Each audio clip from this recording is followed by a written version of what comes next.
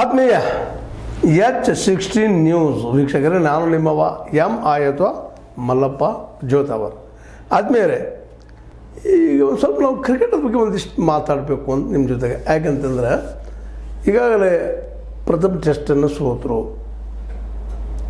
ಗೆಲ್ಲುವಂಥ match ಅದು. ಯಾಕೆ ಸೋತರು? ಬ್ಯಾಟ್ಸ್ಮನ್ ಒಳ್ಳೆ ರೀತಿಯಾಗಿ ಆಡಿದರು, ಕೆಲವೊಬ್ಬರು ತಪ್ಪುಗಳನ್ನು ಮಾಡಿದರು, ಫೀಲ್ಡಿಂಗ್ ಮಿಸ್ಟೇಕ್ಸ್ ಆಯ್ತು ಕೆಲವೊಬ್ರು ಹೇಳ್ತಾ ಇದ್ದಾರೆ, ಬೌಲಿಂಗ್ದಲ್ಲಿ ವೈವಿಧ್ಯ ಇರಲಿಲ್ಲ ಅಂತ ಹೇಳ್ತಾ ಇದ್ದಾರೆ. ಇನ್ನಷ್ಟು ಕೆಲವರು ಕೋಚ್ ಒಂದು ರೀತಿ ಅಡ್ಮಿಟ್ ಇದ್ದಾರೆ ಅನ್ನುವಂಥ ಮಾತಾಡ್ತಾ ಇದ್ದಾರೆ. ಒಟ್ಟಿನಲ್ಲಿ ಸೋಲಿಗೆ ಹಲವು ಕಾರಣಗಳು, ಒಂದಂತಲ್ಲ. ಈಗಾಗಲೇ ಸೋಲಾಗ್ಯದ ಮತ್ತು ಆಲ್ರೆಡಿ ಟೀಕೆಗಳು ಟಿಪ್ಪಣಿಗಳು ನಡೆದಿದ್ದಾವೆ. ಮತ್ತು ಇನ್ನೊಂದು ಏನಪ್ಪ ಅಂದರೆ ಭಾಳ ಗಮನಿಸಬೇಕಾಯಿತು, ಹೊಸ ಒಂದು ತಂಡವನ್ನು ಕಟ್ಟುವ ಮುಂದೆ ಇವೆಲ್ಲ ಸಾಮಾನ್ಯನ. ಆದರೂ ಗೌತಮ್ ಗಂಭೀರರ 11 ಟೆಸ್ಟ್ಗಳ ಕೋಚ್ ಆಗಿದ್ದಾರೆ. ಅವರು ಹೆಡ್ ಆಗಿದ್ದಾರೆ. ಈ 11 ಟೆಸ್ಟ್ಗಳಲ್ಲಿ 7 ಸೋತಿದ್ದಾರೆ, ಕೇವಲ 3 ಗೆದ್ದಿದ್ದಾರೆ. ಹೀಗಾಗಿ ಇವರ ಕ್ರೆಡಿಬಿಲಿಟಿ, ಇವರ ಯೋಗ್ಯತೆ, ಇವರ ಏನಪ್ಪ ಅಂತಂದ್ರೆ ಈ ಒಂದು ಗೆಲ್ಲುವ ಚಾತುರ್ಯ ಕಡಿಮೆದನ ಅಂತ.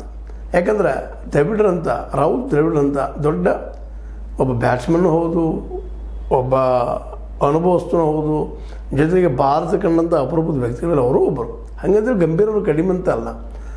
ಆದರೆ ಇಲ್ಲಿ ಯಾಕೋ ಏನೊಂದಿಷ್ಟು ಅವ್ರ ಬಗ್ಗೆ ಯಾವ್ಯಾವುದು ಆರೋಪಗಳು ಬರ್ತಾ ಇದ್ದಾವೆ.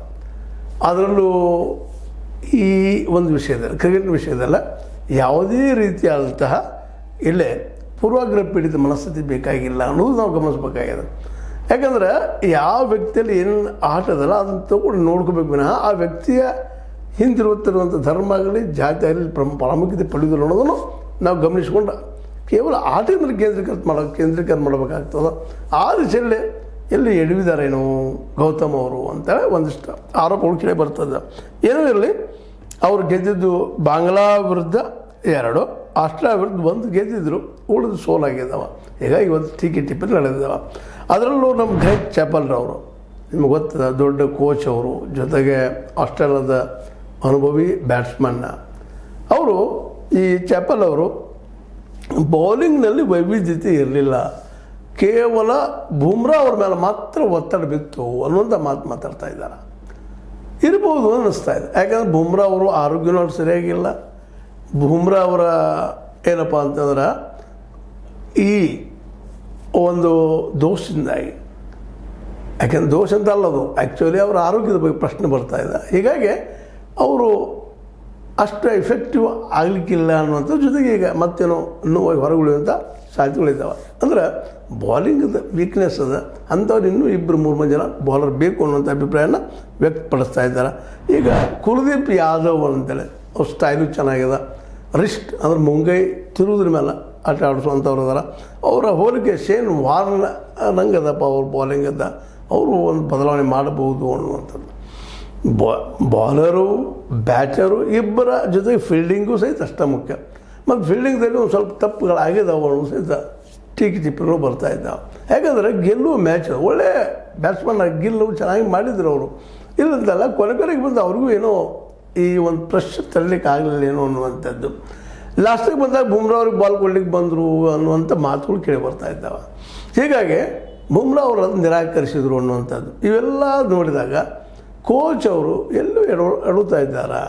ಮತ್ತು ಗಿಲ್ ಅವರು ಮುಂದಿನ ದಿನದಲ್ಲ ಇನ್ನೂ ಇಫೆಕ್ಟಿವ್ ಆಗ್ಬೋದಾ ಅಂತ.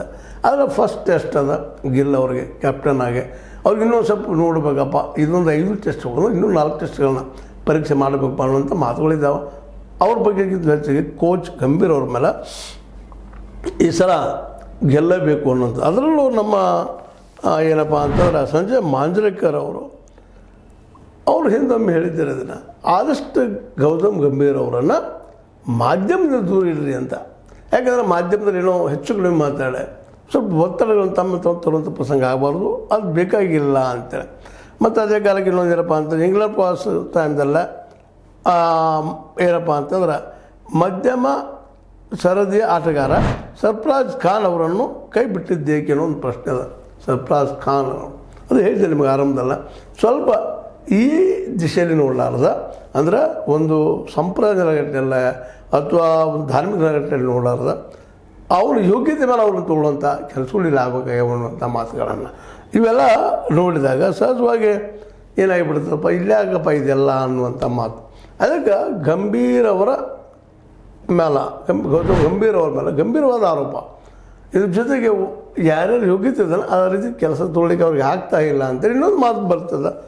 ನಮ್ಮ ದಿನೇಶ್ ಕಾರ್ತಿಕ್ ಅವ್ರು ಹೇಳ್ತಾ ಇದ್ದಾರೆ, ಇಲ್ಲ ಒಳ್ಳೆಯ ಕೋಚ್ ಮ್ಯಾನ್ ಒಳ್ಳೆಯ ಸಲಹೆ ಸೂಚನೆ ಕೊಡ್ತಾರೆ, ಆದರೆ ಪ್ರೆಷರ್ ಭಾಳ ಹಾಕ್ತಾರೆ ಆಟಗಾರರ ಮೇಲೆ ಅನ್ನೋಂಥ ಒಂದು ಆರೋಪ ಇನ್ನೊಂದು ಬರ್ತದೆ ಗಂಭೀರ್ ಅವ್ರ ಮೇಲೆ. ಪ್ರೆಷರ್ ಯಾಕಪ್ಪ ಇನ್ನೂ ಚೆನ್ನಾಗಿ ಆಡಬೇಕಪ್ಪ ನೀವು ಹೆಚ್ಚು ಆಡಬೇಕು, ಪ್ರೆಷರ್ ಹಾಕಲಾರ್ದ ಅವ್ರು ಸಹಜವಾಗಿ ಆಡೋದಕ್ಕೆ ಅವ್ರನ್ನ ಬಿಡಬೇಕು ಅನ್ನುವಂಥ ಅಭಿಪ್ರಾಯ. ಇವೆಲ್ಲನೂ ಇವತ್ತು ನಾವು ಗಮನಿಸ್ಕೋಬೇಕಾಗ್ಯದ. ಇದು ಯಾಕೆ ಈ ಸಂದರ್ಭದಲ್ಲಿ ಮಾತಾಡ್ತಾ ಇದ್ವಿ ಅಂದರೆ ಆಟದಲ್ಲೇ ಅಥವಾ ಇಂಥ ಮತ್ತಾವುದರಲ್ಲೇ ನಾವು ಯಾವಾಗಲೂ ಅಲ್ಲಿ ಮೆರಿಟಿಗೆ ಅಂದರೆ ಆಟದ ಶಕ್ತಿಗೆ ನಾವು ಪ್ರಿಫರೆನ್ಸ್ ಕೊಡಬೇಕು ವಿನಃ ಇನ್ನುಳಿದಕ್ಕೆ ಅಲ್ಲ ಅನ್ನೋದು ಒಂದು. ಎರಡನೇದೇ ನಾವು ಎಷ್ಟೋ ಬುದ್ಧಿವಂತಿರ್ತಿದ್ರು ನಮ್ಮ ತಲೆಯಲ್ಲೇ ಏನಾದರೂ ಇಂಥ ವಿಚಾರಗಳು ಬಂದವಪ್ಪ ಅಂದ್ರೆ ಅಲ್ಲಿ ವೀಕ್ ಆಗಿಬಿಡ್ತಾ ಇರ್ತೀವಿ ನಾವು. ಅದು ಸಹಿತ ಆಟದ ಮೇಲೆ ಆಟಗಾರ ಮೇಲೆ ಪರಿಣಾಮ ಆಗ್ತದೆ, ಪ್ರಭಾವ ಬೀರ್ತದೆ ಅನ್ನೋದು ಅಷ್ಟೋ ಸತ್ಯದ. ಅಂದ್ರೆ ಒಟ್ಟಾರೆಯಾಗಿ ಗೌತಮ್ ಗಂಭೀರ್ ಇವತ್ತು ಒತ್ತಡಕ್ಕೊಳಗಾಗ್ತಾ ಇದ್ದಾರೆ ಮತ್ತು ಸತತ ಸೋಲುಗಳು ಮತ್ತು ಹಿರಿಯ ಆಟಗಾರರು ಟೀಕೆ ಟಿಪ್ಪಣಿ ಮಾಡೋದ್ರಿಂದಾಗೆ ಸಹಜವಾಗಿ ಯಾರಿಗಾದರೂ ತಮ್ಮ ಮೇಲೆ ತಾವು ವಿಶ್ವಾಸ ಕಡಿಮೆ ಆಗುವಂಥ ಸಾಧ್ಯತೆಗಳಿರ್ತಾವೆ. ಒಟ್ಟಾರೆಯಾಗಿ ಹೇಳೋದಪ್ಪ ಅಂತಂದ್ರೆ ಈ ಸಂದರ್ಭದಲ್ಲೇ ಏನಪ್ಪ ಅಂತಂದ್ರೆ ಈ ಗೌತಮ್ ಗಂಭೀರ್ ಇವರಿಂದಾಗಿ ಸೋಲು ಹೆಚ್ಚಾಗ್ತಾ ಇದ್ದಾವೆ ಅನ್ನೋ ಒಂದು ಮಾತನ್ನು ಕ್ರಿಯೇಟ್ ಆಗ್ತಾಯಿದೆ. ಆದರೆ ಇವರು ಬದಲಾಗಿ ಯಾರು ಅನ್ನೋದು ಮತ್ತೆ ಮುಂದಿನ ಚರ್ಚೆ. ಬಟ್ ಇವತ್ತು ಮಾತ್ರ ಗೌತಮ್ ಗಂಭೀರರ ಬದಲಾಗಿ ಗಂಭೀರವಾಗಿ ಚಿಂತನೆ ಮಾಡಬೇಕಾಗ್ಯದ. ಜೊತೆಗೆ ಗಿಲ್ ಅವ್ರಿಗೆ ಇನ್ನಷ್ಟು ಅವಕಾಶ ಕೊಡಬೇಕಾಗ್ಯದ. ಬ್ಯಾಟ್ಸ್ಮನ್ ಆಗಿ ತನ್ನ ಕೆಲಸವನ್ನು ನಿರ್ವಹಿಸಿದ್ದಾರೆ. ಇನ್ನು ಕ್ಯಾಪ್ಟನ್ನಾಗಿ ಇನ್ನೂ ಸ್ವಲ್ಪ ಪರೀಕ್ಷೆ ಮಾಡುವಂಥದ್ದು. ಯಾಕಂದರೆ ಕೆಲವೊಂದನ್ನು ನಾವು ನೀರಿಗೆ ಇಳಿದಾಗ ಈಜೋದು ಗೊತ್ತಾಗ್ತದೆ. ನಾವು ಎಷ್ಟೋ ಪ್ರತಿಭಾವಂತಿದ್ರು, ಎಷ್ಟೋ ಧೈರ್ಯವಂತಿದ್ರು, ನೀರಾಗಿ ಇಳಿದಾಗ ಸೆಳವಿಗೆ ಸಿಕ್ಕಾಗ ನಮ್ಮ ಶಕ್ತಿ ಏನು ಗೊತ್ತಾಗ್ತದೆ. ಆಗ ಹೊಸ ಹೊಸ ಟೆಕ್ನಿಕ್ಗಳನ್ನ ಕಲಿಯುವಂಥ ಹೊಸ ಹೊಸ ವಿಚಾರಗಳನ್ನ ನಾವು ತಿಳ್ಕೊಳ್ಳುವಂಥ ಬರ್ತಾವೆ. ಜೊತೆಗೆ ಅದನ್ನು ಪ್ರಯೋಗ ಮಾಡುವಂಥ ಒಂದು ಸಂಯಮತೆಯೂ ಬರ್ತಾ ಹೋಗ್ತದೆ. ಯಾಕಂದ್ರೆ ಹೊಸದನ್ನು ಪ್ರಯೋಗ ಮಾಡೋ ಮುಂದೆ ಅಲ್ಲಿ ಎರಡೂ ಇರ್ತದೆ, ಗೆಲುವು ಇರ್ತದೆ, ಸೋಲು ಇರ್ತದೆ. ಗೆಲ್ಲಬೋದು, ಸೋಲ್ಬೋದು. ಅಂಥ ಸಂದರ್ಭದಲ್ಲೇ ಒಂದು ಮನುಷ್ಯನ ಮೇಲೆ ನಮ್ಮ ಸ್ಥಿಮಿತ ಬೇಕಾಗ್ತದೆ. ಕ್ಯಾಪ್ಟನ್ನ ಮತ್ತು ಕೋಚ್ ಇವರಿಬ್ಬರು ಏನಪ್ಪ ಅಂದರೆ ಎಲ್ಲನೂ ಇರಬೇಕಾಗಿದ್ರು. ಕ್ಯಾಪ್ಟನ್ನಲ್ಲೇ ಪ್ರತಿಯೊಬ್ಬ ಆಟಗಾರನ ಪ್ಲಸ್ ಮೈನಸ್ ಮತ್ತು ಎದುರಾಳಿಯ ಆಟಗಾರನ ವಿರುದ್ಧದ ಆಟಗಾರನ ಪ್ರತಿಯೊಂದು ದೋಷ ಮತ್ತು ಗುಣಗಳನ್ನು ತಿಳ್ಕೊಬೇಕಾಗ್ತದೆ. ಆ ದಿಶೆಯಲ್ಲೇ ತನ್ನ ಬಾಲಿಂಗ್ ರಚನೆ, ಫೀಲ್ಡಿಂಗ್ ರಚನೆ ಎಲ್ಲನೂ ಮಾಡಬೇಕಾಗ್ತದೆ. ಬರೀ ಕೇವಲ ಕ್ಯಾಪ್ಟನ್ ಅದರಪ್ಪ ಅಂತ ಏನೂ ಅಂತಲ್ಲ. ಯಾಕಂದ್ರೆ ಫಸ್ಟ್ ಅಷ್ಟಲ್ಲಿ ಲಾಸ್ಟಿಗೆ ಬಂದಂಗೆ ಪಂತ ಮತ್ತು ಇನ್ನೊಬ್ಬರು ಕೆಲವರು ಅಲ್ಲಿ ಡೈರೆಕ್ಷನ್ ಮಾಡೋದನ್ನು ಸೂಕ್ಷ್ಮ ಅಬ್ಸರ್ವ್ ಮಾಡಿ ನೋಡಿದರೆ ಗಿಲ್ ಅವ್ರ ಮೇಲೆ ಅವ್ರ ಮನುಷ್ಯ ನಮ್ಮ ಗಿಲ್ ಅವ್ರ ಮನುಷ್ಯನ ಮೇಲೆ ಒಂದಿಷ್ಟು ಪ್ರಭಾವ ಆಗ್ಯದಪ್ಪ ಈ ಸೋಲು ಅನ್ನುವಂಥದ್ದು. ಅದಕ್ಕಾಗಿ ಆದರೂ ಸಹಿತ ನಮ್ಮ ಗಿಲ್ ಅವ್ರಿಗೆ ಏನಪ್ಪ ಅಂದ್ರೆ ಇನ್ನೂ ಅಷ್ಟು ಅವಕಾಶ ಇರುತ್ತೆ ಈಗ ಹೇಳಿದಂಗೆ.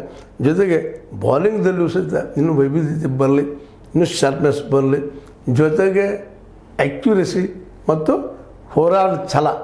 ಯಾಕಂದರೆ ಎಷ್ಟೋ ನೀವು ಬುದ್ಧಿವಂತರಿರಲಿ, ಎಷ್ಟೋ ಅಕ್ಯುರೇಟ್ ಇರಲಿ, ಏನೂ ಇರಲಿ, ಎಲ್ಲ ಚಲನ ಬೇಕಾಗ್ತದೆ. ಮತ್ತು ಪ್ರಯೋಗಗಳು ಮಾಡುವಂಥ ಒಂದೇನಪ್ಪ ಅಂದ್ರೆ ದಿಟ್ಟು ಚಲನ ಬೇಕಾಗ್ತದೆ. ಒಟ್ಟಾರೆಯಾಗಿ ಪ್ರಥಮ ಟೆಸ್ಟ್ ಏನಾಗಿದೆಪ್ಪ ಅಂತಂದ್ರೆ ನಮ್ಮ ಭಾರತೀಯರ ಪಾಲಿಗೆ ಗೆಲ್ಲುವುದನ್ನು ಸೋತು ಬಿಟ್ಟಂಗೆ ಇದಕ್ಕೆ ಕಾರಣ ಅನುಭವ ಇಲ್ಲದ್ದು. ಜೊತೆಗೆ ಅವರವರು ಅವರ ಮೆರಿಟ್ ತಕ್ಕಂಗೆ ಒಂದು ತಮ್ಮ ಶಕ್ತಿ ಸಮರ್ಪಣೆ ಮಾಡಲಾರದ ಉಳಿದಕ್ಕಾಗಿ ಸೋಲಾಗಿದೆ ಅನ್ನುವಂಥ ಮಾತುಗಳು ಕೇಳಿ ಬರ್ತಾಯಿದ್ದಾವೆ. ಏನೂ ಇರಲಿ, ಒಟ್ಟಾರೆಯಾಗಿ ಗ್ರೆಗ್ ಚಪ್ಪರ್ ಹೇಳೋದಾಗಿರ್ಬೋದು ಅಥವಾ ನಮ್ಮ ಮಾಂಜ್ರೇಕರ್ ಅವ್ರು ಹೇಳೋದಾಗಿರ್ಬೋದು, ಇವರೆಲ್ಲರ ಅಭಿಪ್ರಾಯ ಏನಪ್ಪ ಅಂತಂದ್ರೆ ಗಂಭೀರ್ ಅವರು ಸಹಿತ ಇನ್ನಷ್ಟು ಗಂಭೀರವಾಗಿ ಚಿಂತನೆ ಮಾಡಲಿ. ಜೊತೆಗೆ ಯಾರ್ಯಾರು ಮೆರಿಟ್ ಏನದನೋ ಅವ್ರಿಗೆ ಅವಕಾಶ ಕೊಡಲಿ ಅನ್ನುವಂಥದ್ದು ಮತ್ತು ಅವ್ರ ಮೆರಿಟ್ ತಕ್ಕಂಗೆ ಆಡಿಸಲಿ ಅನ್ನುವಂಥ ಒಂದು ಮಾತು ಕೇಳಿ ಬರ್ತಾಯಿದ್ದಾವೆ. ಇರಲಿ, ಇದು ಮುಂದಿನ ದಿನದಲ್ಲಿ ಒಳ್ಳೆಯದು ಆಗ್ಬೋದು ಆಶಾವಾದಗಳನ್ನ ನಾವು ಇಟ್ಕೊಂಡು ಗಂಭೀರ್ ಅವರು ಮಾತ್ರ ಇನ್ನಷ್ಟು ಯೋಗ್ಯರಿಗೆ ಮೆರಿಟ್ ಇದ್ದಂಥವ್ರಿಗೆ ಆಟದಲ್ಲಿ ಕೌಶಲ್ಯ ಚೆನ್ನಾಗಿದ್ದಂಥವ್ರಿಗೆ ಅವಕಾಶ ಕೊಟ್ಟಷ್ಟು ಒಳ್ಳೆಯದು ಮತ್ತು ಹೇಳ್ತಾ ನಮ್ಮ ಅನಿಸಿಕೆ ಕೆಲವು ಮಾತುಗಳು ಮಾತಾಡಿದ್ವಿ. ನಿಮ್ಮ ಲೈಕ್ ಆಗಿರ್ಬೋದು, ಲೈಕ್ ಮಾಡಿ, ಶೇರ್ ಮಾಡಿ, ಕಾಮೆಂಟ್ ಮಾಡಿ, ಜೊತೆಗೆ ಸಬ್ಸ್ಕ್ರೈಬ್ ಆಗುತ್ತೆ ನೆಕ್ಸ್ಟ್ ಹೋಗ್ಬೇಡ್ರಿ. H60 ನ್ಯೂಸ್ ಅರ್ಥ ತಿಳಿಸಿ ತರಾಮಿದ್ದು ಸತ್ಯ ಕೈಗಳೇ ವಂದನೆಗಳು.